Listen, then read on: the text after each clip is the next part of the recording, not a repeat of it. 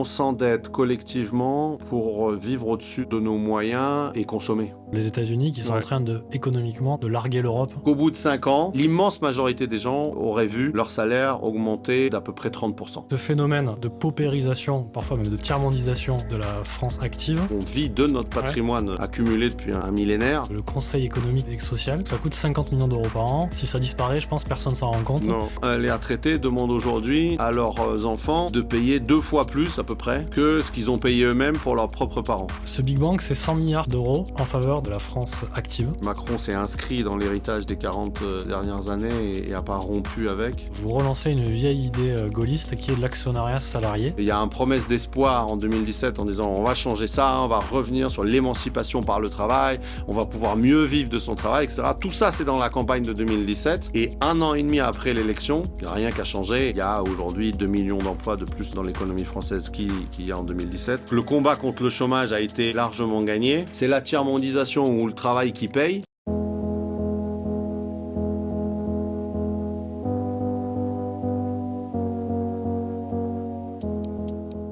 Aujourd'hui, j'ai le plaisir d'accueillir Antoine Fouché. Vous êtes spécialiste des questions économiques et sociales et vous avez été le directeur de cabinet de la ministre du Travail entre 2017 et 2020. Si je vous invite aujourd'hui, c'est que vous avez écrit un livre, Sortir du travail qui ne peut plus, qui est un livre qui a un certain succès puisqu'il en est à sa 4e réédition. C'est un livre assez intéressant parce que vous posez le constat de la paupérisation d'une France qui travaille. Et il est d'autant plus intéressant que vous ne vous défilez pas, vous proposez des solutions à cette situation. Bienvenue sur le podcast Antoine Fouché. Merci, bonjour à toutes et merci beaucoup pour votre invitation. Avec plaisir. Première question, ça va être très simple sur le titre. Pourquoi ce titre ? Pourquoi le travail ne paie plus en France ? Juste un élément statistique. Par exemple, aujourd'hui, la part de salariés au SMIC est passée en 3 ans, donc entre 2020 et 2023, de 12 à 17%. Donc ça illustre cette paupérisation de la France active. Pourquoi ce titre et comment elle se concrétise aussi ? Alors, c'est pas excessif de dire que le travail ne paye plus si on définit précisément ce qu'on entend par là. Et si on entend par là que pour la première fois depuis 1945, les gens qui travaillent, la majorité, heureusement il y a des exceptions, mais les gens qui travaillent, la grande majorité des gens qui travaillent n'améliorent plus leur niveau de vie en travaillant, si on le définit, le travail qui ne paie plus comme ça, alors on peut le dire de façon malheureusement certaine, robuste. Ce sont les statistiques de l'INSEE qui montrent ça et qui sont publiques, que chacun peut vérifier. C'est les séries longues de l'INSEE du premier trimestre 1949 au deuxième trimestre 2024. Et donc, quand on regarde ces statistiques, on voit qu'il y a à peu près 3 périodes. Il y a la période des 30 glorieuses, des années 50 ou à la fin des années 70, où en fait, le pouvoir d'achat des travailleurs augmentait à peu près en moyenne de 5% par an. Donc, on doublait son niveau de vie en travaillant tous les 15 ans. D'accord. Ça a duré ensuite un peu, ça a un peu ralenti, mais ça a duré. Le travail a continué de payer pendant les 30 ans qui ont suivi, donc du début des années 80 jusqu'à la fin des années 2000, où là, c'était pas 5, mais c'était 2% par an. Mais 2% par an, quand c'est une moyenne, c'est-à-dire la grande majorité des gens qui bossent, à la fin d'une vie de travail, ils vivent 2 fois mieux. Et puis, depuis 15 ans, depuis 2010, un tout petit peu moins de 15 ans, l'évolution moyenne du pouvoir d'achat du travail, c'est 0,8% par an. Et donc, si on fait le calcul, il faudrait travailler 84 ans, plus de 80 ans pour vivre 2 fois mieux grâce à son travail. Et donc, c'est en ce sens, de façon très précise, en s'appuyant sur les statistiques de l'INSEE qui sont publiques et que chacun peut vérifier, qu'on peut dire oui, que le travail ne paye plus. Pour prendre l'exemple, par exemple, du salaire moyen. En France, 2600 euros. Ouais, net. Pour avoir ce salaire aujourd'hui en France, il faut en gagner. Ouais. C'est-à-dire qu'il faut que l'entreprise dépense 4900 euros. Ouais, exactement. Et dans les années 60, si l'entreprise dépensait 4900 euros, vous en touchez 3400. Ouais. C'est-à-dire 800 euros de plus. Ouais. Donc en fait, voilà, pour le même salaire, à travers ces différentes périodes, le salarié actuel, le travailleur actuel touchera beaucoup moins que ses grands-parents dans les années 60-70. Ouais. Comment s'est fait comment cet écart s'est creusé, c'est-à-dire comment le travail paie de moins en moins? Bah, il y a deux phénomènes qui se conjuguent. C'est que les salaires augmentent de moins en moins vite par rapport à il y a 30 ans et encore plus par rapport à il y a 60 ans. Donc ça, évidemment, ça joue. Ce que je disais, 0,8% contre 2%, contre 2% la génération précédente et 5% la génération encore avant. Et puis s'ajoute à ce phénomène de ralentissement à des prélèvements croissants sur le travail. Donc, vous avez cité des exemples qui sont des exemples frappants. Et là aussi, j'invite tous ceux qui sont surpris par les chiffres à vérifier, là, pour le coup, sur le simulateur de cotisation de l'URSSAF. Il est public, donc chacun peut vérifier. Vous prenez la ligne tout en haut, ce que vous avez gagné en travaillant, et la ligne tout en bas, ce que vous recevez sur votre compte en banque. Et ce sont les chiffres que vous avez gagnés pour recevoir sur son compte en banque 2 500 € par son travail. En réalité, il faut travailler pour en gagner 4 900. D'accord. Et ça, en fait, ça a une évolution longue depuis une cinquantaine d'années et qui est liée à l'évolution de nos dépenses publiques. C'est-à-dire on dépense de plus en plus d'argent collectivement, enfin on mutualise de plus en plus la richesse nationale pour la redistribuer. Et on fait ça non pas pour les services publics, c'est-à-dire on dépense pas plus d'argent maintenant qu'il y a 50 ans ou 40 ans pour l'école, pas pour la justice, pas pour le régalien non plus. On dépense moins d'argent pour notre défense. On dépense la même chose pour notre sécurité, par exemple. Mais ce qui a augmenté de façon très puissante, et la seule chose qui a augmenté en fait depuis 40 ans, ce sont nos dépenses sociales, essentiellement nos dépenses de retraite, nos dépenses de santé et un peu nos dépenses de solidarité. Et pour financer ces dépenses sociales de plus en plus importantes, faut avoir en tête que c'est 320 milliards d'euros de dépenses par an en plus pour retraite, santé, solidarité. Donc 320 milliards, c'est par exemple 5 fois le budget de l'éducation nationale. Donc c'est absolument considérable. 320 milliards par rapport aux années 80, par rapport au début des années 80, par exemple. Que les salariés, la France qui travaille, doit débourser en plus par rapport à il y a 45 ans. Et justement, la spécificité, c'est que pour financer ces dépenses sociales en plus, on n'a pas sollicité les héritiers. On n'a pas sollicité les rentiers, on n'a pas sollicité les retraités eux-mêmes, on a sollicité que les travailleurs. Et c'est pour ça que, si on ramène les chiffres que vous avez donnés à 100 €, aujourd'hui, quand on travaille et qu'on gagne 100 € en travaillant, on en garde 54. Mais il y a 30 ans, on en a gardé 60. Et il y a 50 ans, on en a gardé 69. Donc, non seulement les salaires augmentent moins vite qu'il y a 30 ans et beaucoup moins vite qu'il y a 60 ans, mais en plus, la part que vous gardez pour vous quand vous travaillez, elle a diminué de façon hyper importante. Donc, les deux combinés font que le travail ne permet plus à la majorité des gens de changer de niveau de vie. D'accord, donc c'est un double phénomène. Et donc c'est double phénomène, ouais. Et un double choix politique, parce que le fait qu'on ait un travail, des salaires qui augmentent de moins en moins vite, c'est un choix politique. Et le fait de financer nos dépenses sociales uniquement en sollicitant les travailleurs et en ne touchant pas à l'héritage, à la rente et aux retraites, ça aussi, c'est un choix de société. D'accord. Donc ça, on y reviendra dans les solutions. Et donc, pour bien comprendre, en fait, donc on prend un salaire super brut, ce que paie l'entreprise. Ouais, mais ce qui est aussi ce que paie l'entreprise, mais c'est ce que gagne en réalité le salarié, parce que s'il y avait absolument aucune charge, le salarié, il gagnerait cet argent-là. C'est-à-dire tout serait pour lui et ça coûterait pas un seul euro de plus à l'entreprise. Alors après, les syndicats diraient, et ils auraient raison, oui, mais du coup, il y aurait pas de couverture maladie, il y aurait pas de couverture retraite, etc. Il faudrait qu'ils s'achètent ça de façon privée. Ça, c'est vrai. Mais ce qu'il faut bien avoir en tête, c'est que le super brut, en fait, c'est ce que le salarié gagne vraiment. Parce que s'il le gagnait pas, c'est-à-dire si l'entreprise considérait que ça vaut pas le coup d'embaucher un salarié pour ce salaire-là, c'est-à-dire le salaire super brut, il ne l'embaucherait pas. S'il perdait de l'argent avec ce salaire-là, il ne l'embaucherait pas. Donc, par contre-coup, c'est vraiment le salaire qu'a gagné le salarié en vrai. D'accord. Même si ça s'appelle il y a là-dedans, il y a entre la différence entre le super brut et le super net, il y a de l'impôt sur le revenu, des cotisations salariales, des cotisations patronales, de la CSG, de la CRDS, etc.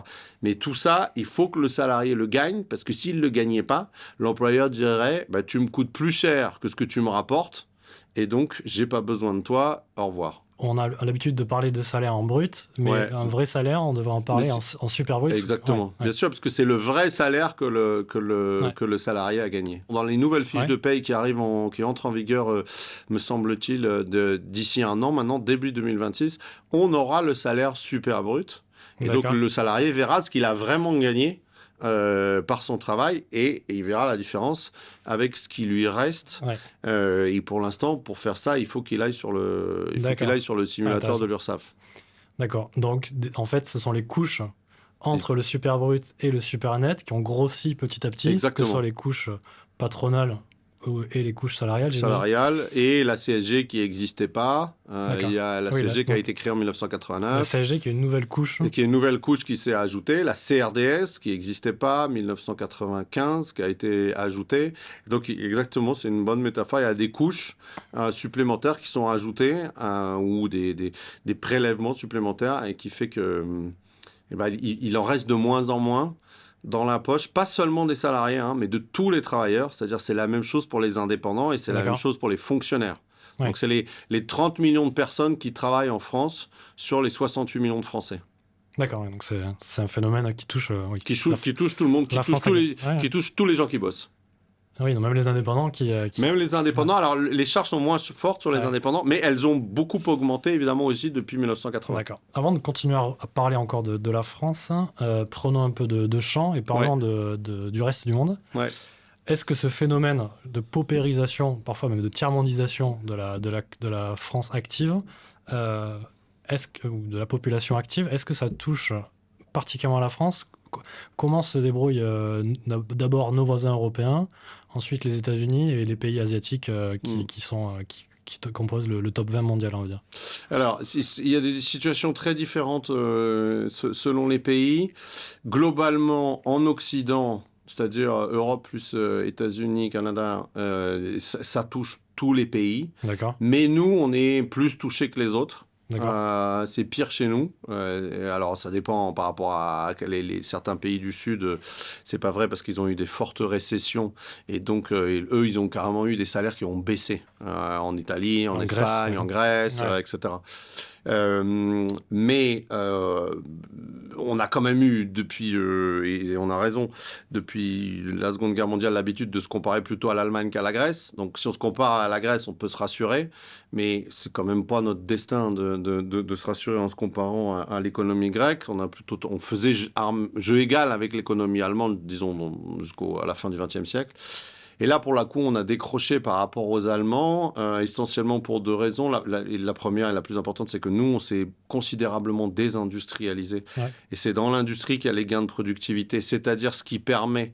Les gains de productivité, c'est-à-dire ce qui permet de produire plus ou mieux sur le même temps de travail. Et donc, si vous produisez plus ou mieux sur le même temps de travail, forcément, vous gagnez plus d'argent. Concrètement, c'est un salarié qui fait tourner une machine plus efficacement. Ouais, plus efficacement. Ou des salariés, 10 salariés qui sont remplacés par 3 salariés avec une machine. Mais les 3 salariés, eux, ils gagnent plus d'argent parce que la machine va plus vite, etc. Donc, la productivité va aussi avec la robotisation. Mais nous, on est descendu à 10% du PIB, de notre richesse nationale qui vient de l'industrie manufacturière, donc c'est-à-dire la vraie industrie en dehors de l'énergie. Les Allemands sont restés à 20. Le double. Et comme ils sont plus nombreux, ils ont plus de valeur, ils sont 3 fois plus puissants maintenant en valeur, alors que c'était à peu près la même chose à la fin des années 70. L'Italie aussi se porte bien. Et l'Italie est au même niveau que nous, alors qu'ils ont moins d'habitants maintenant. Alors c'est 18%, comme ils sont moins nombreux, ils sont plus en pourcentage de PIB, mais toute l'industrie française équivaut maintenant à toute l'industrie italienne, ce qui nous était jamais arrivé en fait dans l'histoire. Donc on s'est fait rattraper par les Italiens, et donc encore une fois, comme ils sont moins nombreux que nous, l'industrie manufacturière c'est 18% du PIB, donc quasiment 2 fois plus que nous. Donc oui, eux ils sont de ce point de vue-là, ils sont mieux et ils sont mieux parés à redémarrer parce qu'ils ont une industrie beaucoup plus forte. Et donc, les gens qui ont la chance de travailler dans l'industrie ont des salaires qui continuent à évoluer. Alors que nous, on a converti notre industrie dans une économie de consommation et de services, notamment à faible valeur ajoutée, ce qui est l'une des causes qui explique que les salaires n'évoluent plus. Il y a des services qui sont structurellement ne peuvent pas faire des gains de productivité, ou la coiffure, par exemple, si vous pouvez toujours couper un peu plus vite, mais à un moment donné, vous allez quand même arriver à une limite. Alors que cette limite-là n'existe pas ou beaucoup moins dans l'industrie. Donc oui, autre exemple, parce que la France a une économie du tourisme qui n'arrête pas de monter. On vend en fait notre patrimoine, on montre, on vit de notre patrimoine accumulé depuis un millénaire dans le pays. Là, on voit bien, donc c'est de l'hôtellerie, de la restauration, etc. Vous ne pouvez pas faire tellement de gains de productivité. Vous n'allez pas obliger les gens à manger en un quart d'heure pour pouvoir faire 4 services en 1 heure. Donc, ça ne marche pas. Évidemment, une économie qui est spécialisée dans des services à forte intensité de main-d'œuvre, on peut dire aussi comme ça, où il y a beaucoup de gens qui servent, qui utilisent, mais vous ne pouvez pas augmenter fortement d'une année sur l'autre. Donc oui, comme vous ne pouvez pas produire beaucoup plus ou beaucoup mieux, ou servir beaucoup plus ou beaucoup mieux d'une année sur l'autre, vos salaires, et c'est normal, les salaires n'augmentent pas de façon spectaculaire d'une année sur l'autre. Et donc oui, moins il y a d'industrie dans une économie, plus les salaires augmentent lentement. Pour aller vite, donc les économies de l'Europe du Nord, qui sont restées très industrielles, sont dans une meilleure situation que nous. Les économies d'Europe du Sud, auxquelles on appartient maintenant, qui ont plus de difficultés pour d'autres raisons, peuvent être, selon les circonstances, plus ou moins bien que nous, mais plutôt mieux que moins bien. Et puis après l'Asie, en Asie et notamment en Chine, là eux pour le coup ça n'a rien à voir puisque eux ont eu un boom industriel et commercial absolument spectaculaire. Il faut se rappeler que l'économie française il y a 40 ans, à elle toute seule, c'était 3 fois l'économie de la Chine. D'accord. Voilà. Et aujourd'hui, l'économie chinoise, à elle toute seule, c'est 3 fois l'économie de la France plus de l'Allemagne cumulée. Donc voilà, c'est beaucoup plus puissant. Et évidemment, vous voyez qu'on a complètement changé de monde. Et donc, évidemment, c'est ça qui a permis l'essor d'une classe moyenne de plusieurs centaines de millions de personnes en Chine. Les États-Unis sont dans une situation différente. Ils se sont beaucoup désindustrialisés. Mais eux, si la classe moyenne s'est paupérisée, c'est pour une autre raison qui s'est accumulée. C'est que chez eux, il y a un partage de la valeur ajoutée qui s'est déformé au profit du capital. Pour le dire de façon non techno, aux États-Unis, les actionnaires se sont gavés au détriment des travailleurs. Ce qui, en un sens, malheureusement, c'est pas produit en France. Je dis malheureusement parce que quand les actionnaires se gavent au détriment des travailleurs, en fait, il suffit de dire que on rétablit le juste partage de la valeur pour que le travail paye à nouveau. C'est-à-dire un tiers pour les actionnaires, 2 tiers pour les enfin un tiers pour le capital, parce qu'il y a aussi l'investissement là-dedans, mais dont une partie du coup derrière pour les actionnaires, 2 tiers pour les travailleurs. Mais quand ça se déforme, vous pouvez dire on va replacer la barre sur 2 tiers, 1 tiers, et du coup, ça va permettre au travail de payer plus. Malheureusement, je dis malheureusement parce que du coup, on n'a pas de marge de manœuvre. Chez nous, ce n'est pas le cas. La valeur ajoutée est restée stable, et ça aussi, c'est les chiffres de l'INSEE, du Trésor, de la Banque de France, de tout le monde. Qui convergent là-dessus, c'est toujours 2 tiers, 1 tiers. Donc, on ne peut pas faire la poche aux actionnaires pour redonner aux salariés. En France, ça pourrait marcher peut-être dans 1 ou 2 boîtes, mais il y a 30 millions de salariés, donc ce n'est pas la solution pour les 30 millions de travailleurs, ce n'est pas la solution pour les 30 millions de personnes qui bossent, quoi. Sur ce panorama-là, nous, on est en désindustrialisation et en innovation plutôt pire que la plupart des pays d'Europe. D'accord. Nos salaires, notre pouvoir d'achat, c'est pas effondré parce qu'on s'est plus endetté pour défendre notre pouvoir d'achat. Donc, conjoncturellement, on est plutôt dans la moyenne. Structurellement, on est plutôt moins bien que maintenant que la plupart des pays d'Europe. Il y a des statistiques qui sont en train de sortir depuis quelques mois sur les États-Unis qui sont en Ouais. train économiquement de larguer l'Europe. Ah, En te- en- ils sont en train de repartir parce que ils ont pris le tournant des nouvelles technologies et de l'intelligence artificielle depuis une vingtaine d'années. Et donc, il y a une différence de 30% de productivité avec nous maintenant.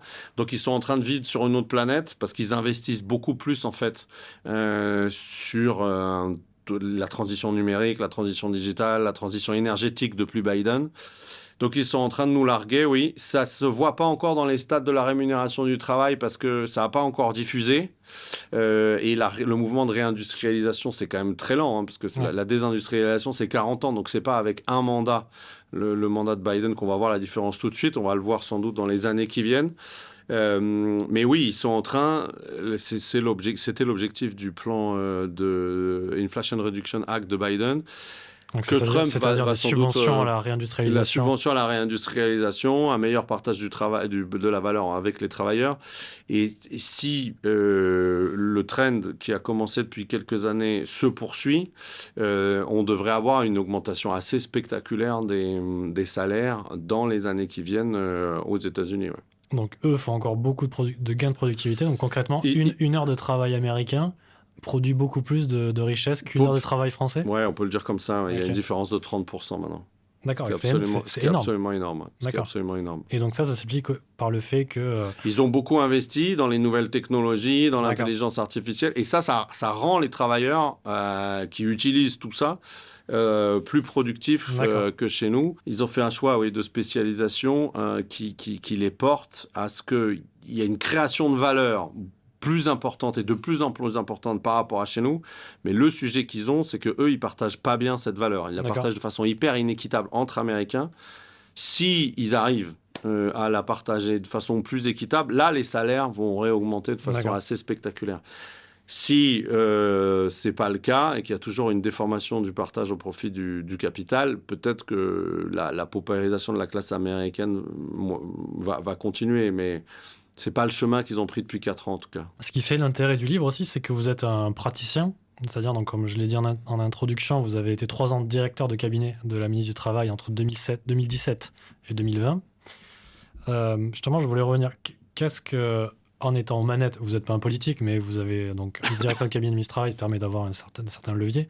Qu'est-ce qui a été mis en place durant ces 3 années qui justement permet d'aider la prospérité française? Plusieurs choses, mais pour aller vite, il y a des mesures d'impact direct sur le pouvoir d'achat avec la baisse des cotisations salariales, assurance chômage 2,4% qui ont D'accord. été compensées par une hausse de la CSG de 1,7%. Donc en fait, en gros, ça fait même pas 1% de gain sur les charges. Mais bon, c'est toujours ça. Il vaut toujours mieux moins 1 que plus 1.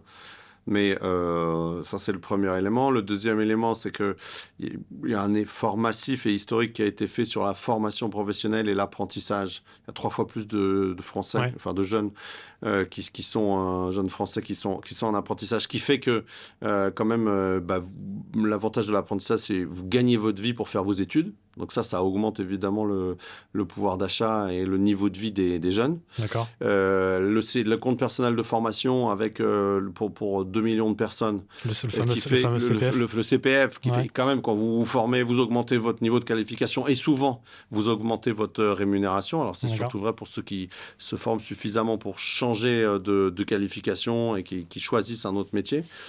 Et puis évidemment, tout ce qui a été fait pour attirer les investissements internationaux, qui a permis de rattraper un tout petit peu notre retard dans certains domaines, avec la baisse de l'impôt sur les sociétés, la baisse des charges qui a été confirmée sur les entreprises et la stabilité fiscale.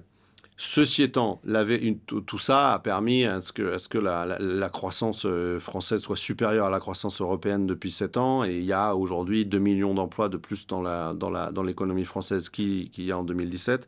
Et le chômage est durablement en dessous de 7,5%, ce qu'on n'avait pas vu depuis 40 ans. Bon. Donc le combat contre le chômage a été, disons, largement, pas complètement, mais largement gagné. Et c'était un truc qu'on n'arrivait pas à faire depuis 40 ans. Une fois qu'on a dit ça, Ce qu'on a fait, il faut l'admettre de façon... Enfin, si on est honnête, on ne peut que reconnaître que ce qui a été fait sur le pouvoir d'achat du travail depuis 7 ans est insuffisant. D'accord. Et on le voit, même si c'est un peu cruel, dans les statistiques de l'INSEE, toujours les mêmes, où en fait, on ne voit pas d'inflexion importante en 2017. Parce que le pouvoir d'achat du travail augmente plus depuis 15 ans. Donc 15 ans, on peut les diviser en deux. 2010, 2017, 2017, 2024.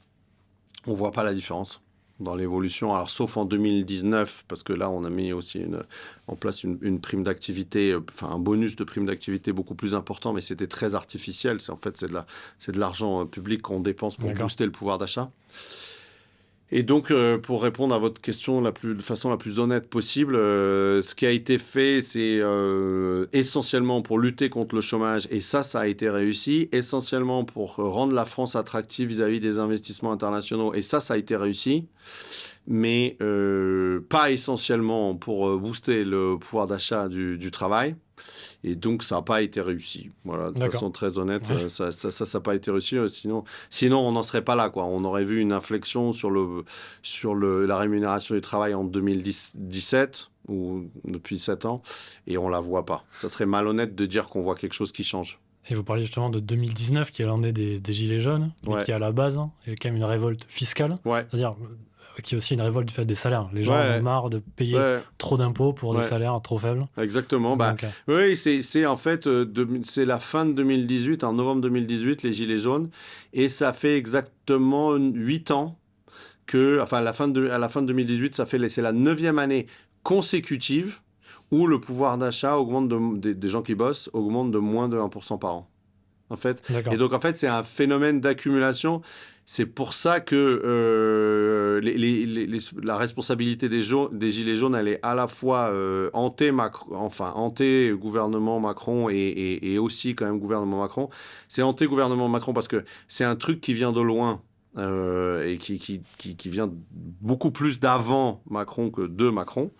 Il y a 7 ans, quand il arrive au pouvoir en 2017, ça fait 7 ans que le pouvoir d'achat du travail n'augmente plus, augmente de 1% par an. Donc ça fait 7 ans que les gens bossent et qu'ils ne voient pas la différence d'une année sur l'autre sur leur niveau de vie. Et ça, c'est complètement nouveau. Et donc ça y est pour rien. On y est pour rien, donc tous les gens au gouvernement à cette époque-là. Mais là où on y est pour quelque chose, c'est qu'on ne change rien. Qu'il y a une promesse d'espoir en 2017 en disant on va changer ça, on va revenir sur l'émancipation par le travail, on va pouvoir mieux vivre de son travail, etc. Tout ça, c'est dans la campagne de 2017. Et 1 an et demi après l'élection, il n'y a rien qu'à changer. Et en fait, les gens vivent toujours la même chose, c'est-à-dire un travail qui ne permet plus de changer de niveau de vie avec des symboles qui donnent le sentiment qu'on se fout d'eux. On se moque d'eux, pour rester poli, qui sont les 80 km/h, où là, pour le coup, on a l'impression que c'est quelque chose, en fait, on rentre dans la vie des gens en étant complètement déconnecté de ce qu'eux vivent, enfin, de ce que la majorité des gens, notamment au milieu rural, vit. Et puis les taxes sur l'essence, alors là, c'est le truc insupportable, en disant, mais c'est un prélèvement supplémentaire. Alors non seulement on peut plus vivre de son travail, au sens où on peut plus améliorer son niveau de vie d'une année sur l'autre grâce à son travail, mais en plus, vous nous en prenez toujours plus, alors que les services publics ne s'améliorent pas. Et ça, c'est pas possible. C'est la goutte d'eau qui fait déborder le vase. Et puis, on arrive aux Gilets jaunes, qui sont quand même la révolte la plus violente, importante et spectaculaire en France depuis mai 68. Hein. Donc, c'est pas un petit truc. C'est pas un petit truc. Mais c'est vraiment le symptôme de ce changement d'époque où les gens qui bossent, encore une fois, c'était pas arrivé à leurs parents, c'était pas arrivé à leurs grands-parents. Et là, bam, on travaille, et on travaille sérieusement. Et même en travaillant sérieusement, en travaillant à plein temps, et d'une année sur l'autre, on vit pas mieux. Et ça, c'est pas possible. Justement, votre livre, vous répondez en fait à ça. J'essaye d'esquisser des solutions. Vous dites, on n'est pas allé assez fort en fait. Il n'y a pas assez le travail n'a pas payé plus malgré un nouveau pouvoir. C'est sûr. Et donc là, ce qui est intéressant dans ce livre, c'est que vous justement proposez ce que vous appelez un Big Bang. Le Big Bang en faveur du travail. Donc vous apportez 2 solutions. La première à court terme, ce Big Bang en faveur du travail. Et ensuite, à long terme, plus on en parlera, mais plus lié à la politique économique de long terme. Ce Big Bang, c'est 100 milliards d'euros en faveur de la France active. Est-ce que vous pouvez détailler, Ouais, peut-être pas rentrer au milliard près, mais quel est le principe derrière ouais, ce Big Bang que vous proposez et qui est concrètement applicable? ouais, Voilà, est-ce que vous pouvez le détailler? ouais. Bah, l'idée, c'est que à court terme, on n'a pas d'autre alternative pour améliorer la rémunération du travail que de prendre moins d'argent aux gens qui travaillent. D'accord. Parce que et on y reviendra, mais je le dis juste très, très rapidement, pour que les salaires réaugmentent assez vite chaque année, il faut qu'on investisse beaucoup faut qu'on se réindustrialise, il faut qu'on investisse beaucoup sur les compétences et l'innovation, mais avant que la majorité des gens le voient dans leur vie, et que ce soit pas un truc vu à la télé, mais ça change rien dans ma vie, il faut 10 à 20 ans. Et Donc, on ne peut pas dire aux gens, bah, écoutez les gars, cette fois-ci, on a trouvé la solution sur le pouvoir d'achat. Vraiment, hein, cette fois-ci, on ne va pas se moquer de vous. C'est l'industrie, c'est la productivité, c'est l'innovation, c'est les compétences. Problème, ça prend 10 à 20 ans, donc on en reparle dans 10 à 20 ans. il y a de Ça, quoi c'est pas faire possible. trois gilets jaunes. Ouais, puis c'est 4 élections présidentielles. On peut pas dire que c'est le quatrième président qui arrive dans 20 ans qui va régler, voilà, que le problème Ok. sera réglé. Donc ça, c'est pas possible. Donc il faut faire un truc à court terme. À court terme, on peut pas. Il y a des solutions de facilité qu'on ne peut pas emprunter en France parce que on mentirait aux gens. Donc on ne peut pas prendre aux actionnaires pour rendre aux travailleurs. On peut peut-être le faire dans certaines boîtes, mais encore une fois, ça réglera pas le sujet des 30 millions de gens qui bossent. En revanche, ce qu'on peut faire, il me semble-t-il, hein, j'ai l'immodestie de dire qu'il me semble que c'est la seule voie possible, si puissante en tout cas, qui fait que les gens voient, la majorité des gens voient la différence dans leur vie, c'est de prendre moins d'argent, leur prendre moins d'argent. Donc 100 milliards de moins, donc ce ne serait pas de l'argent qu'on donnerait aux travailleurs. Hein. Alors, encore une fois, travailleurs, je dis travailleurs parce que c'est salariés, indépendants, fonctionnaires, pas que salariés. Ça ne serait pas de l'argent qu'on leur rendrait, ça serait de l'argent qu'on leur prendrait en moins par rapport à ce qu'ils ont gagné. Donc, c'est-à-dire amincir Amincir la couche de tout à de l'heure, taxes dont de diverses on parlait tout à cotisations. l'heure. Ok. Donc 100 milliards, c'est 10 points de cotisation. Un point de cotisation pour les salariés, les indépendants et les travailleurs, c'est 9,7 milliards. Donc voilà, déjà arrondi à 10. 100 milliards, c'est 10 points de cotisation. Donc en fait, on pourrait baisser les cotisations salariales de 10 points. Alors on pourrait le faire en 5 ans, ce qui fait 2% par an, avec un pouvoir d'achat qui augmente en tendance de 0,8%. Donc on prolonge la tendance des 15 dernières années, on leur rajoute 2%. Le chiffre à retenir une fois qu'après la démonstration, c'est qu'au bout de 5 ans, un quinquennat, en gros, la moyenne, l'immense majorité des gens auraient vu leur salaire augmenter d'à peu près 30%. Donc, D'accord. si on se projette, on dit OK, voilà mon salaire. Dans 5 ans, j'ai 30% de plus. Et c'est pas pour une exception, hein, c'est pour l'immense majorité. Il y en a qui auraient plus, d'autres qui auraient peut-être un peu moins, mais en moyenne, ça ferait 30%. On voit que ça changerait la donne. C'est-à-dire, si on se dit que dans 5 ans, je suis 30% mieux payé, ça commence à changer la donne un peu. Ouais. Donc, pour faire ça, il faut que. Alors, il y a deux solutions. Sur les 100 milliards d'euros, soit on les dépense en moins, soit on les prend à d'autres personnes que les travailleurs. Les dépenser en moins, en fait, c'est possible, mais c'est pas le choix du bouquin parce que 100 milliards d'euros, c'est tellement énorme que pour les dépenser en moins, il faut dépenser en moins sur le social, c'est-à-dire changer de modèle social. Et le parti pris du bouquin, c'est qu'on peut garder le modèle social français et faire en sorte que le travail paye mieux. Donc c'est la deuxième option, c'est-à-dire faire en sorte qu'on garde notre protection sociale, mais on la fait financer par d'autres sources de revenus, toujours un peu par le travail, mais aussi d'autres sources de revenus et d'autres personnes, parce qu'à la fin, les sources de revenus, c'est des gens. Hein. Et ça peut être les mêmes personnes que les travailleurs, mais qui gagnent leur argent autrement qu'en travaillant. Et donc c'est qui ? C'est les rentiers, les héritiers et les retraités, pour mettre les pieds dans le plat. Donc, les rentiers, c'est-à-dire les dividendes et les revenus immobiliers. D'accord. Donc là, on pourrait, pour aller vite, augmenter la taxation de 6%, ce qui fait que ça passerait en moyenne de 30 à 36, Et comme le travail passerait de 46 à 36, lui, par une baisse, Donc, on aurait capital travail tous les deux à 36. 36, vous parlez de l'imposition De moyenne. l'imposition moyenne, ouais, sur les dividendes et sur l'immobilier. Donc, on arriverait à peu près à quelque chose autour de 10-15 milliards d'euros. Mais ce que vous appelez ces rentes, enfin, Ouais, rente, c'est-à-dire... quand elles sont des dividendes, c'est aussi de l'entrepreneuriat, c'est aussi de la création de richesse qui est découragée, des capitaux qui partent de France. Parce que... Oui, en partie... oui, non, mais c'est qu'en partie vrai, ça, si je peux me permettre, parce que ça peut être de la prise de risque, ça c'est vrai, mais je pense que personne ne dira, ou alors je suis prêt à avoir le débat, que c'est plus difficile de gagner son argent en faisant un placement financier ou en achetant un appart qu'en travaillant. Quand vous louez votre appart, quand vous louez un appart, vous gagnez votre argent en dormant. Ou pareil sur un placement financier. Quand vous gagnez votre argent en travaillant, il faut vous lever tous les matins quand même pour aller gagner votre argent. Oui, après, ça dépend d'où vient l'argent. Ça dépend d'où vient l'argent. Si c'est un héritage, ça, c'est sûr. Si c'est une création d'entreprise. Enfin, oui. C'est vrai, mais même si c'est une création d'entreprise, et souvent, je pense que on est peut-être plusieurs à avoir fait cette expérience-là, soit personnellement, soit via des amis, soit avoir des connaissances. C'est quand vous vendez votre entreprise que vous gagnez beaucoup d'argent, c'est pas quand vous dirigez votre entreprise. Ouais. Et une fois que vous avez vendu votre entreprise, ensuite, si vous l'avez bien vendue, vous pouvez gagner de l'argent en faisant des placements financiers intelligents, mais vous travaillez moins que quand vous pilotiez votre entreprise. Donc là, à un moment donné, si on est honnête, dans la plupart des cas, sur la plupart des cas, ça veut dire que ce n'est pas tous les cas, mais dans la plupart des cas, c'est quand même plus difficile de gagner son argent en travaillant qu'en faisant un placement financier ou un placement immobilier. D'accord, donc ça, c'est la première piste. Ça, c'est la première piste. La deuxième piste, c'est les retraités. Alors, pas tous les retraités, mais pourquoi certains retraités? Parce que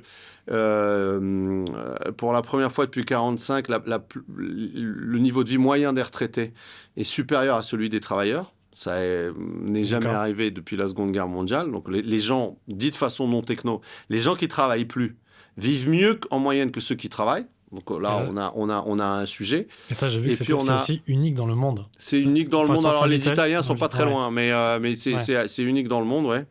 Enfin, on n'est pas beaucoup de pays. Ça tient sur le doigt d'une seule main sur les 193 pays qui sont à l'ONU. Il y a quelque chose aussi, un autre argument qui est encore plus fort, qui est que pour des raisons démographiques, les retraites d'aujourd'hui sont 30 à 50% supérieures aux cotisations qui ont été acquittées par les retraités pendant qu'ils travaillaient. C'est-à-dire qu'il y avait 4 actifs pour payer un retraité dans les années 60, 3 dans les années 90, et il n'y en a plus qu'1,7 aujourd'hui. D'accord. Donc, pour le dire autrement, les retraités d'aujourd'hui ont fait à peu près 2 fois moins d'enfants que leurs parents. Et donc, aujourd'hui, on est 2 fois moins nombreux pour payer les retraites des parents par rapport à eux et les grands-parents. Ou pour le dire encore autrement, les retraités demandent aujourd'hui à leurs enfants et petits-enfants de payer 2 fois plus à peu près que ce qu'ils ont payé eux-mêmes pour leurs propres parents. D'accord. Ou pour le dire encore autrement, parce que tout ça, ça revient à dire à chaque fois la même chose, si on appliquait le principe « j'ai droit à ce que j'ai cotisé », il faudrait baisser les retraites de 30 à 50%. Donc, on peut continuer à payer les retraites, à payer des retraites qui sont largement supérieures aux cotisations qui ont été acquittées. Mais ce n'est pas illégitime pour certains retraités de demander un effort qui ne consisterait pas forcément à baisser les retraites, mais à ne pas les revaloriser pendant un certain nombre d'années. Donc moi, la proposition que je fais, c'est on ne revalorise pas les 20% des retraités les plus aisés, et ça pendant 4 ans, et ça permet de dégager à peu près une dizaine de milliards d'euros. D'accord. Et puis ensuite, il y a l'héritage, qui est encore plus sensible. Alors pourquoi l'héritage? Alors pas tout l'héritage, mais il se trouve que le patrimoine est hyper concentré en France. Et donc on peut ne pas toucher, voire baisser les droits de succession sur 90% des gens, mais les doubler sur les 10% des héritiers les plus chanceux, c'est-à-dire à partir de 500 000 euros net de droits par personne. Il faut faire attention à l'outil productif, c'est-à-dire qu'il ne faut pas aller taxer les entreprises ou alors seulement quand elles sont vendues. Là, c'est légitime de les taxer, mais si l'outil productif reste en France, qui est le principe du Dutreil, là, faut pas toucher, voire encore encourager la transmission d'entreprise dans ce cadre-là. Oui, il faut que les entreprises familiales le restent. Hein, Et reste à condition qu'elles restent sur le territoire national et de D'accord. propriété française. Sinon, il n'y a aucune raison de ne pas les taxer. C'est un actif comme un autre. Mais si la transmission est permise et est faite pour maintenir l'outil productif en France, c'est d'intérêt général de Bien ne sûr. pas les taxer. Ça ajoute aussi une dizaine de milliards d'euros. Et donc, en tout, on a à peu près 40-45 milliards d'euros avec ça. Il faut boucler. Et comment on boucle? Avec la TVA. Oui, parce qu'il faut trouver, je rappelle, Il faut trouver 100 milliards d'euros. Ce qui est 100 énorme. milliards d'euros.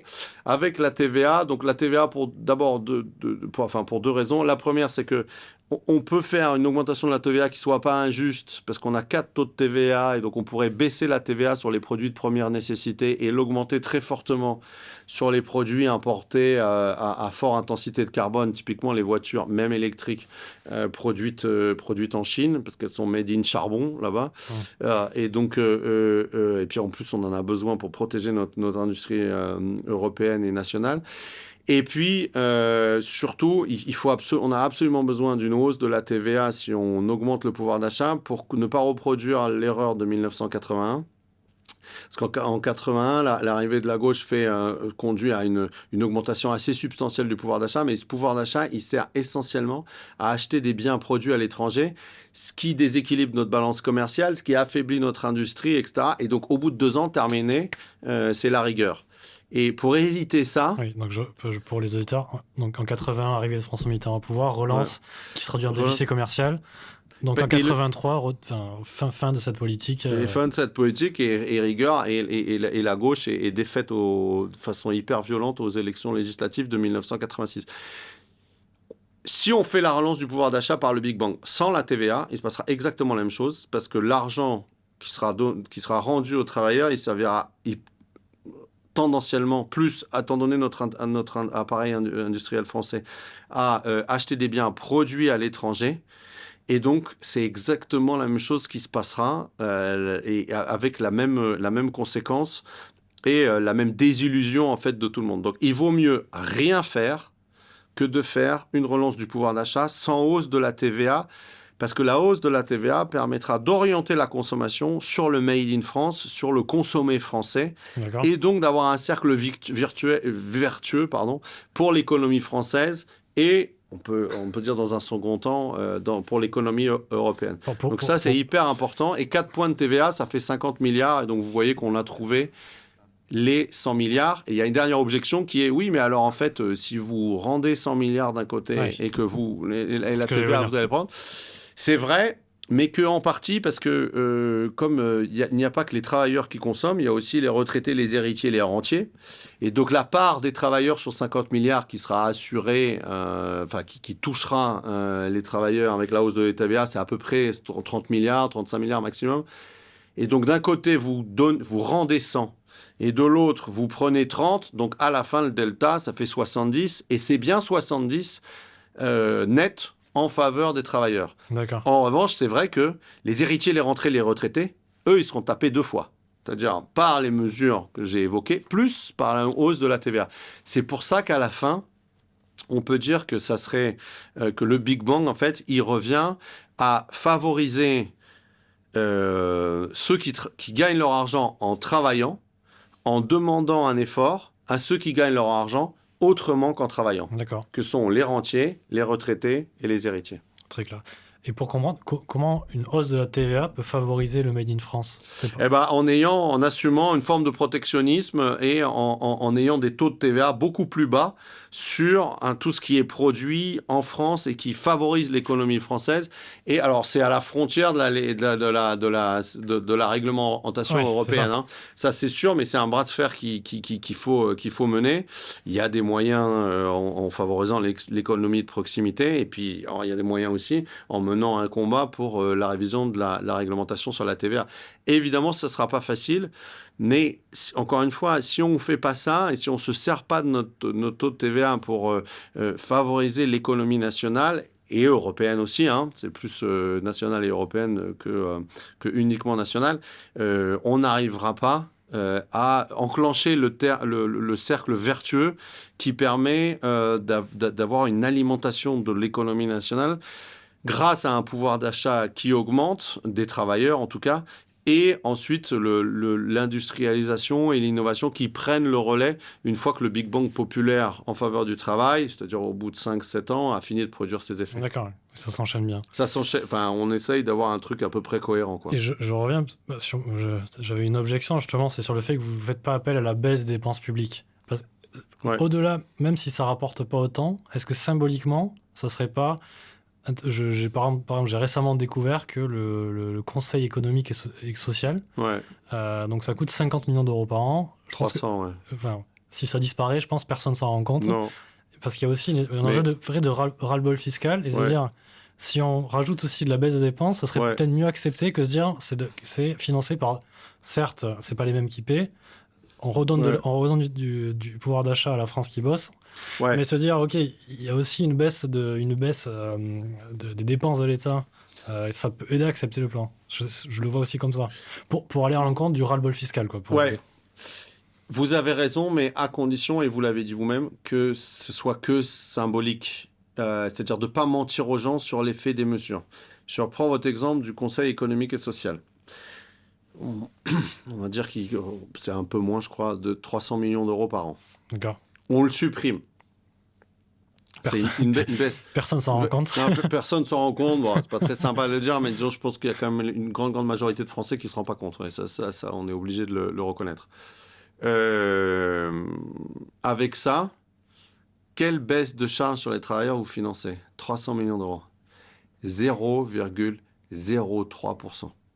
Donc, les Français, les travailleurs, ne voient pas non plus la différence sur leur feuille de paye. Et c'est là où je veux en venir, c'est qu'en ordre de grandeur, en fait, les mesures symboliques qui sont faciles et que beaucoup de gens ont à l'esprit, de suppression de tel organisme, de baisse de la rémunération des députés et des sénateurs qui sont déjà par ailleurs super faibles par rapport à leur investissement, la plupart d'entre eux, et leur travail et leur importance, surtout pour la nation. Tout ça ne permet pas en fait de financer un Big Bang. Je vous donne deux autres exemples. Quelque chose qu'on n'a jamais fait dans le pays. On supprime 500 000 fonctionnaires. On n'a jamais fait ça dans le pays. Si on supprime 500 000 fonctionnaires, ça rapporte à peu près 20 milliards d'euros. Il en reste 80 à trouver. Je vous donne un deuxième exemple. On baisse les allocs chômage de 30%. Un truc thatchérien qu'on n'a jamais fait dans l'histoire de notre pays. Hyper violent pour les chômeurs. Baisser les allocs chômage de 30%, ça rapporte 10 milliards. Donc, on a supprimé 500 000 fonctionnaires. On a baissé les allocs chômage de 30%. Donc, on a fait déjà un truc antisocial super violent. Il reste 70 milliards à aller chercher. On voit bien qu'en fait, on n'y arrivera jamais. Sans toucher au modèle social, c'est par exemple sans toucher aux 400 milliards de dépenses de retraite. Ouais. Voilà, donc là, c'est sûr, si vous baissez les retraites de 10%, là, vous allez tout de suite chercher 40 milliards, de 20%, 80 milliards, donc vous y êtes. Mais il n'y a pas besoin, ce que je veux dire, là, pour le coup, on change de modèle social.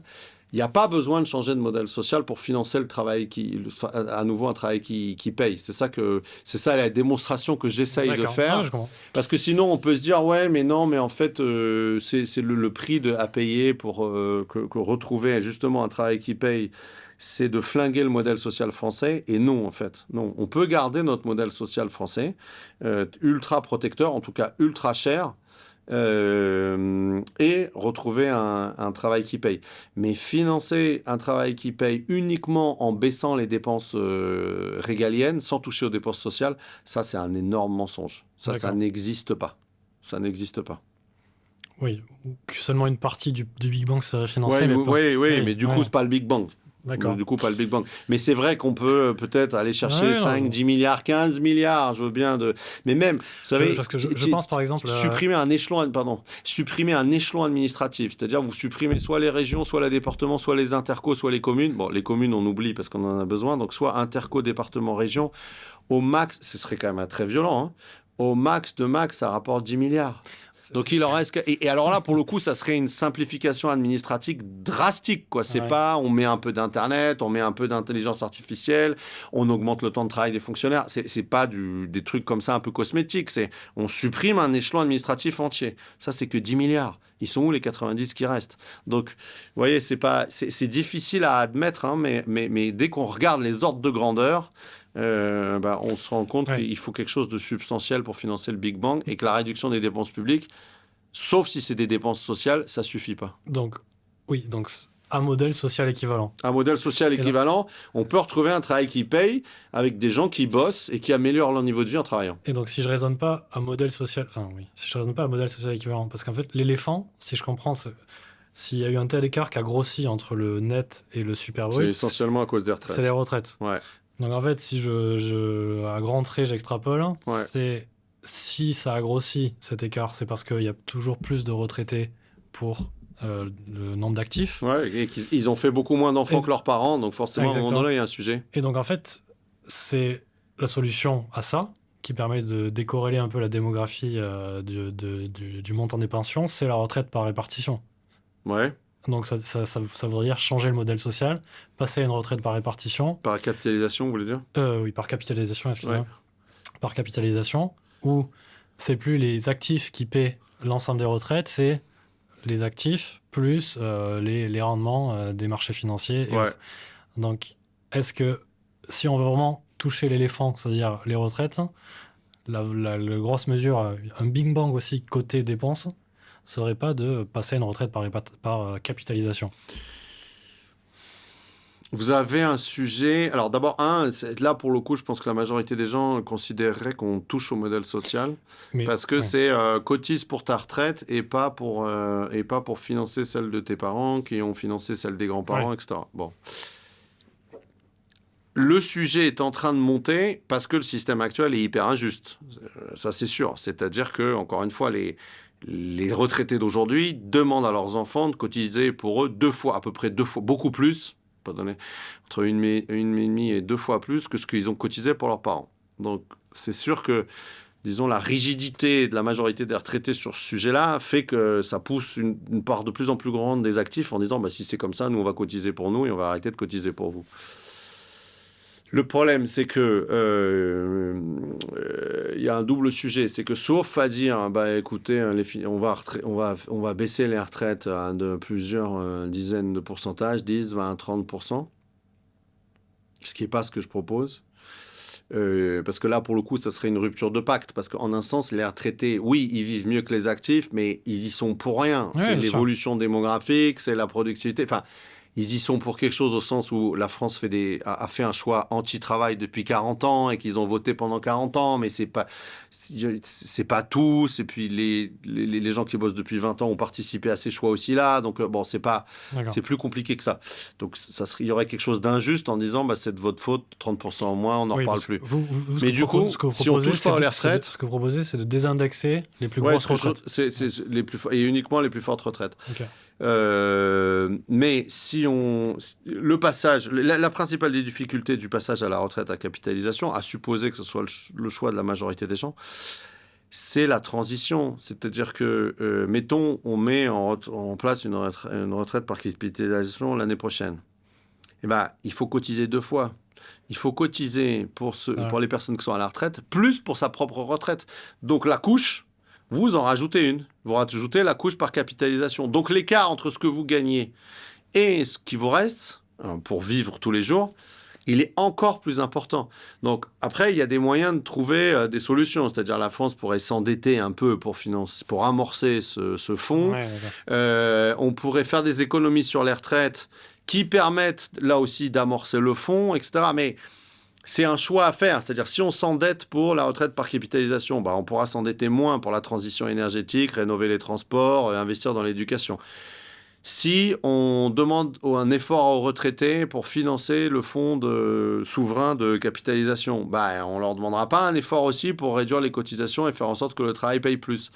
Donc voilà, c'est pour ça D'accord, je que comprends. c'est pas une solution, c'est un choix, et pourquoi pas, et peut-être qu'on le fera, et c'est sûr que Après, la on en aurait capitalisation. besoin aussi pour l'économie, hein, c'est-à-dire on a besoin de dizaines et de centaines de milliards d'euros pour financer nos Ouais. futurs investissements. Donc il y a plein de raisons d'intérêt général de faire des fonds souverains. Je ne sais pas s'il faudrait les appeler fonds de capitalisation parce que ça ferait peur à tout le monde, mais disons c'est un emprunt national qui serait garanti par l'État, géré par la Caisse des dépôts, voilà, qui permettrait de financer en partie les besoins de l'économie nationale.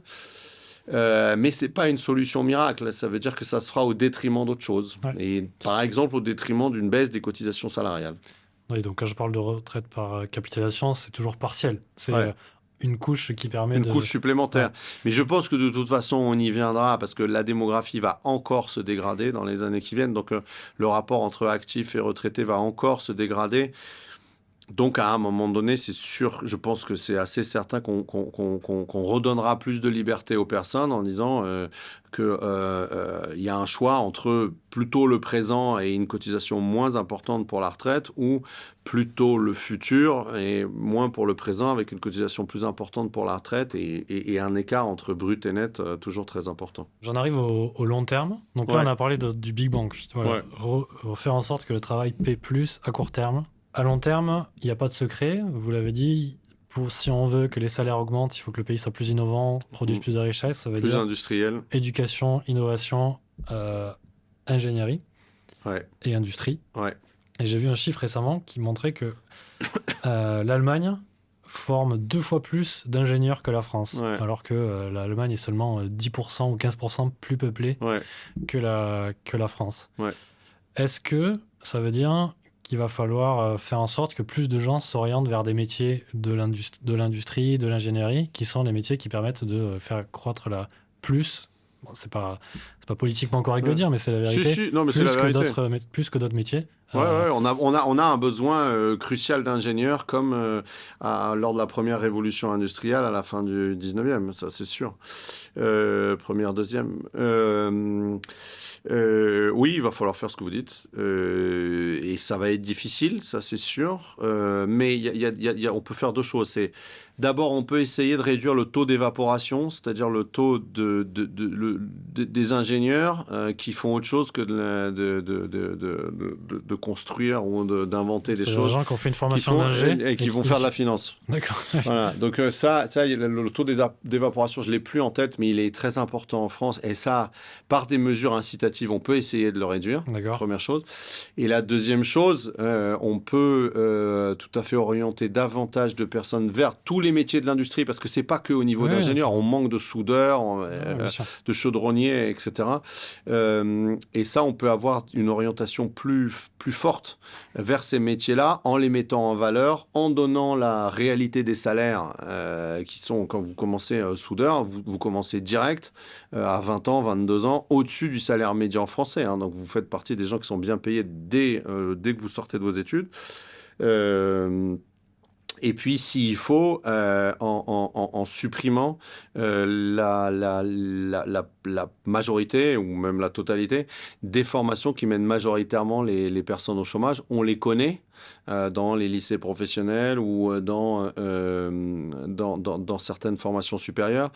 Et donc, si on supprime ces classes-là, ça fait des moyens supplémentaires qu'on peut de redéployer avec davantage de moyens et davantage de classes d'ingénieurs dans l'industrie, dans les services à haute valeur ajoutée, etc. Ça suppose évidemment d'avoir une politique plus volontariste, mais en même temps, c'est pas sûr qu'on soit obligé de passer par la contrainte, je veux dire une orientation très contrainte, parce que il faut d'abord faire le pari de la vérité, c'est-à-dire de dire la réalité des salaires, si je prends l'exemple de l'industrie, à la fin des formations industrielles, à tous les niveaux de qualification. C'est-à-dire si on assume en fait, à la fin d'Affelnet ou de Parcoursup, de dire que à la suite, en sortant de ce type de diplôme ou ce titre professionnel, etc., le salaire moyen des gens dans la branche, c'est de X. C'est tellement favorable à l'industrie parce qu'on est tellement mieux payé en moyenne dans l'industrie que on pourra avoir une partie en tout cas des flux au départ qui sera capté de façon à ce qu'ils soient orientés vers l'industrie. Après, ces formations-là, c'est là aussi il faut éviter le taux d'évaporation parce qu'il y a des métiers de rentier dans la finance qui sont mieux payés que dans l'industrie. Donc c'est là aussi où il y a des mécanismes à mettre en place pour éviter pour faire baisser le taux d'évaporation. Ouais, j'ai vu récemment, c'est le Japon qui a fait ça justement, pour le coup, de façon très contrainte. Ils ont fermé des départements de sociologie en masse dans toutes les universités pour ouvrir des filières d'ingénieurs. Enfin, c'est très... Oui.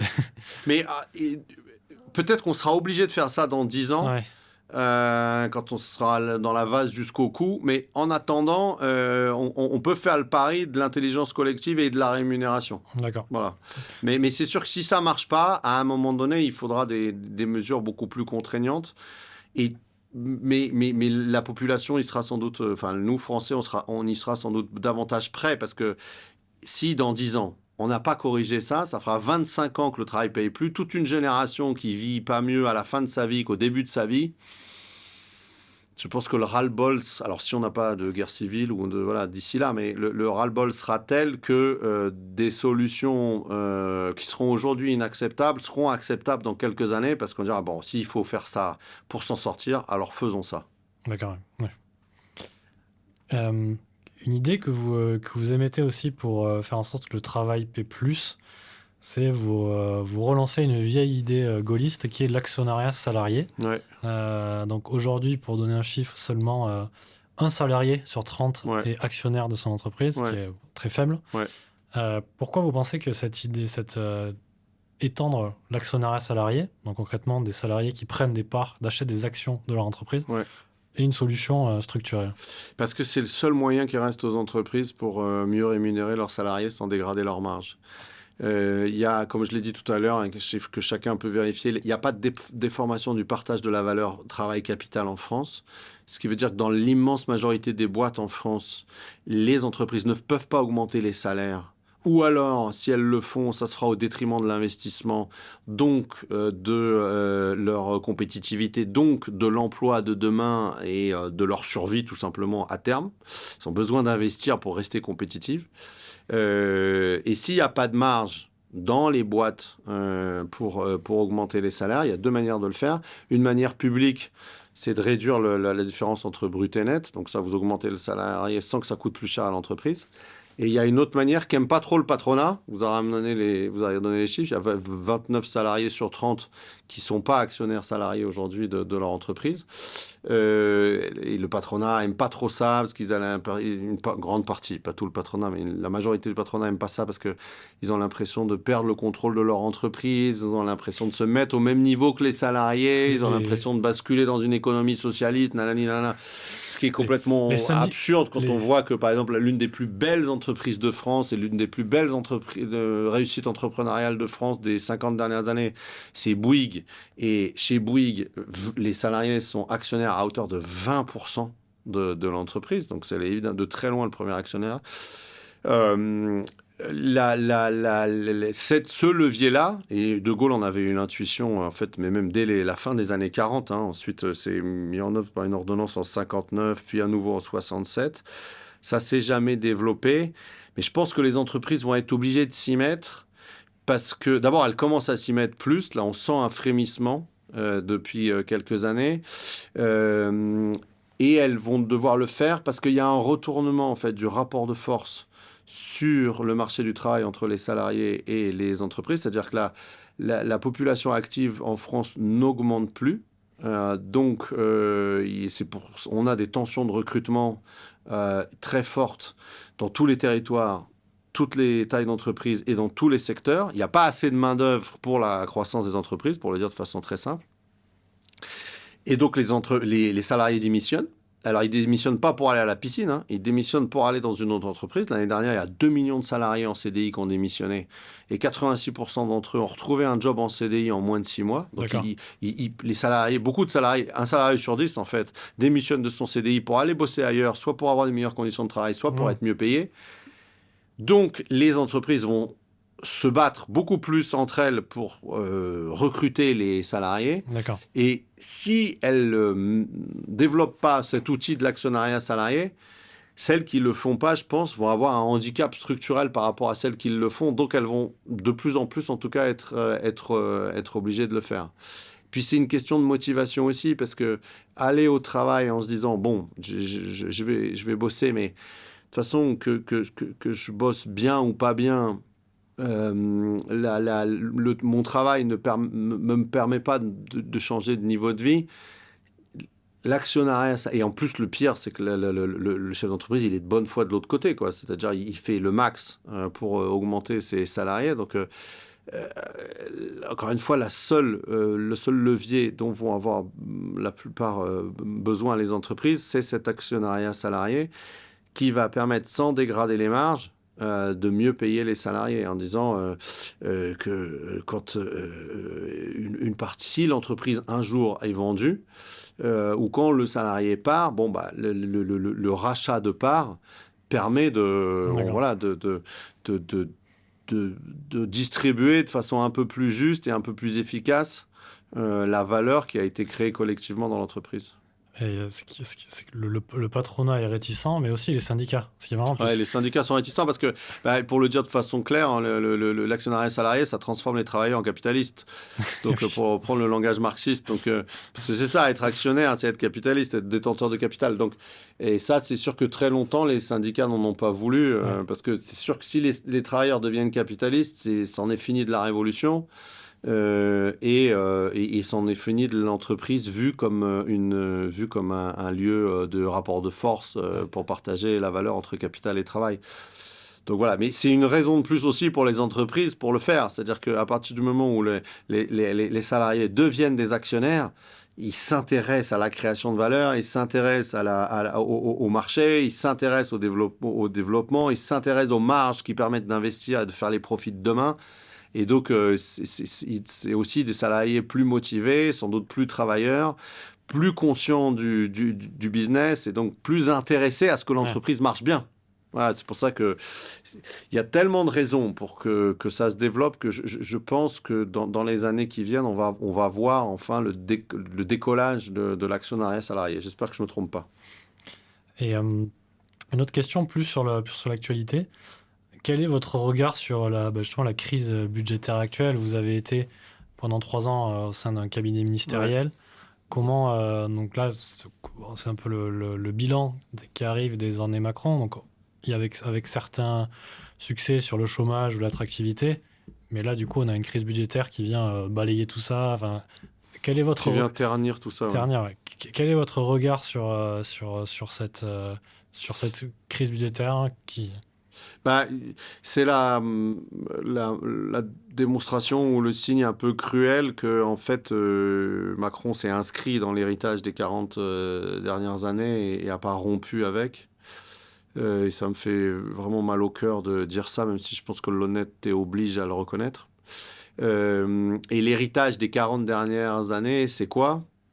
C'est ce qu'on disait au début de l'entretien, c'est-à-dire un endettement français structurel, non pas pour financer les dépenses d'avenir, l'éducation, la transition énergétique, l'industrie, mais pour financer nos dépenses sociales. C'est-à-dire nos dépenses de retraite, nos dépenses de santé et un peu nos dépenses de solidarité. Donc, dit encore d'une autre manière, on s'endette collectivement pour vivre au-dessus de nos moyens et consommer. Et donc, à un moment donné, ce modèle-là, qui est le modèle de l'économie française, il arrive forcément à un bout de... Enfin, il s'arrête. Alors, est-ce qu'on pouvait l'anticiper à ce moment-là ? Combien de temps ça va encore durer ?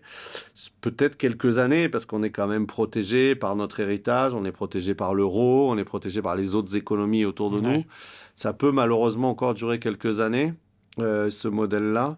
Mais ce budget et cette difficulté à boucler le budget, ça montre que voilà, on arrive au bout de quelque chose et que comme on n'arrive pas à déployer un nouveau budget, on n'est pas prêt non plus à faire du Big Bang ou à faire les efforts nécessaires pour en fait changer de modèle, c'est-à-dire redevenir une économie d'innovation, de production et de compétences, moins de consommation et moins de services, Et donc, c'est normal en même temps qu'on n'y arrive pas, hein, parce que comme ça fait 40 ans qu'on a fait ce choix collectif, c'est pas en 4 mois qu'on va changer. Ouais. Mais soit on continue à s'appauvrir collectivement sans changer de modèle, soit on change de modèle. C'est un peu dur pendant quelques années, mais à nouveau, on se dit que la France n'est pas un pays qui va être tiers-mondisé d'ici 20 ou 30 ans. C'est un pays qui remonte dans le classement international au niveau des compétences et de l'école. C'est un pays qui se réindustrialise. C'est un pays qui reprend le leadership en termes d'innovation. Et donc, quand même, il y a des efforts, mais on se dit, peut-être que les enfants vont vivre aussi bien que nous, et peut-être même, un truc inespéré, vont vivre mieux que nous. Et ça permet de faire des efforts. Ouais. Voilà. Disons, en tout cas, ça donne un sens aux efforts. Parce que je vois ce qui se passe en Argentine. Ouais. C'est un peu la France, économie qui s'endette pendant des décennies jusqu'à... Et donc là, un profil radical, mais Ouais. qui en fait est peut-être la seule solution. J'ai l'impression que c'est très français aussi d'être incapable de faire des compromis pour arriver en bas du mur pour ensuite réagir. Ouais. Et en fait, peut-être l'Argentine et la France, c'est peut-être une future Argentine avec une réaction qui, si vous proposez justement un Big Bang, quelque chose de fort, mais s'il n'y a pas de Big Bang, ça se fera plus tard avec de façon encore plus forte. C'est possible. C'est possible. Faut pas qu'on le souhaite, mais en fait, soit on continue de s'appauvrir collectivement et à un moment donné, ça explose et il y a des mesures radicales qui sont difficiles à prédire, mais sans doute c'est quand même une réduction forte des dépenses sociales. Donc, par exemple, sur les retraites, ou, voilà. Soit on fait pas ce pari qu'il faut qu'on soit au bord du précipice de la guerre civile pour pouvoir se redresser, et par exemple via des référendums sur différents sujets, référendum sur le travail, référendum sur l'éducation, référendum sur la transition énergétique, etc. On a collectivement la maturité, je veux dire nous Français, 49 millions d'électeurs, pour faire les choix qui réorientent le pays vers le bon chemin. Parce que je pense qu'on ne peut pas, c'est un peu prétentieux ce que je dis, mais je pense qu'on ne peut pas attendre des partis politiques, je veux dire, de faire passer l'intérêt général avant et de dire la vérité aux Français, parce que le coût électoral à court terme est trop fort. Et la démonstration des mois derniers du budget et du spectacle affligeant à l'Assemblée me semble-t-il plutôt raison. Ça peut changer, hein. On n'est pas à l'abri d'une bonne surprise, mais ça peut changer. Donc il faut en appeler au peuple. C'est comme ça que ça s'est passé à la fin des années 50, début des années 60. Hein. Les partis n'y arrivaient pas. Donc c'est par référendum que les décisions les plus importantes ont été prises. Et ça a sorti la France de la guerre d'Algérie. Ça a sorti la France du marasme de la 4e République. Ça a sorti la France de sa situation économique, pas d'appauvrissement, mais de difficultés financières dans laquelle elle était, et difficultés monétaires. Bon, donc peut-être que c'est cette voie-là du référendum, ou des référendums, pas un seul, 2 référendums, qui met les Français devant la responsabilité, en disant c'est la tiers-mondisation ou le travail qui paye. Bon, voilà, mais en même temps, une fois qu'on a dit ça, tout le monde dit oui, le travail qui paye, mais le travail qui paye, comme on essaie de le montrer dans le bouquin, ça veut dire que si on ne change pas de modèle social, il faut que ceux qui gagnent leur argent autrement qu'en travaillant, ils fassent des efforts, quoi. Et donc c'est là où ça peut être plus compliqué. Bon, mais moi, je pense qu'on n'est pas obligé d'attendre le risque de guerre civile pour se réveiller, se redresser. On peut passer par référendum. Et c'est pas complètement vrai que la France a pas... C'était il y a longtemps, mais c'est pas complètement vrai que la France a été pas prête au compromis. Il y a eu... Toute la Troisième République, c'est des compromis. Et la Troisième République tient la route. Elle se termine très mal. Mais la dernière fois que la France a été grande, c'était quand même sous la Troisième République. C'est-à-dire où la France faisait l'admiration du monde, c'était sous la Troisième République. D'abord, on était la seule république au milieu de monarchies en Europe.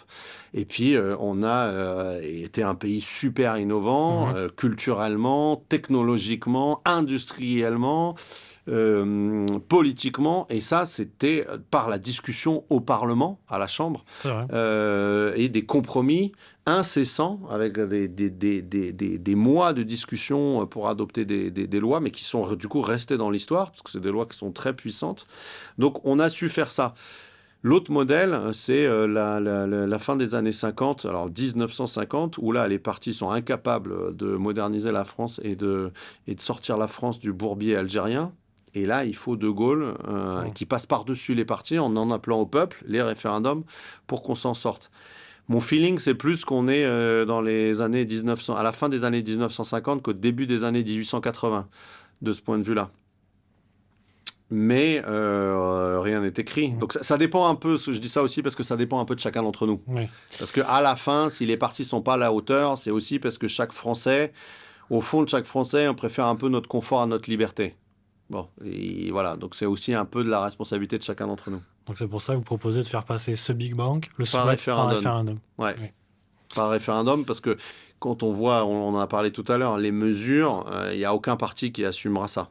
Et en revanche, si on en fait appel directement aux Français, je pense que ça peut passer. En tout cas, ça sera moins difficile qu'une discussion au Parlement. Et donc pour terminer cet entretien, est-ce que vous auriez un livre à conseiller, une vidéo, quelque chose sur ce sujet qui pourrait intéresser les auditeurs? Alors, oui, l'arrière-fond de ce sujet, c'est la compréhension de notre époque. Et il y a, moi, le livre qui m'a permis de le mieux comprendre l'époque dans laquelle on vit, en la replaçant dans une perspective historique de plusieurs siècles et en rendant compréhensible des évidences, c'est le 4e tome de l'avènement de la démocratie de Marcel Gauchet. D'accord. Qui est pour moi le livre le plus éclairant sur notre époque. Voilà. Sur l'articulation, le fait qu'on soit devenu une société d'individus, pourquoi on se méfie de la puissance publique, pourquoi chacun essaye de bricoler comme il peut un sens à sa vie, pourquoi les anciennes autorités traditionnelles, religieuses, politiques, syndicales se sont effondrées, et comment on essaye de bricoler là-dedans, individuellement, collectivement. C'est, me semble-t-il, le livre le plus éclairant sur notre époque. Et donc, ouais, si je devais choisir un seul livre, je choisirais celui-là. C'est le livre... si je devais garder qu'un seul livre pour essayer de comprendre l'époque, et que j'avais plus le droit de n'en lire aucun autre, c'est celui-là que je garderais avec moi. C'était la question. Merci pour ce conseil et merci pour cet entretien. Merci à vous. Merci beaucoup.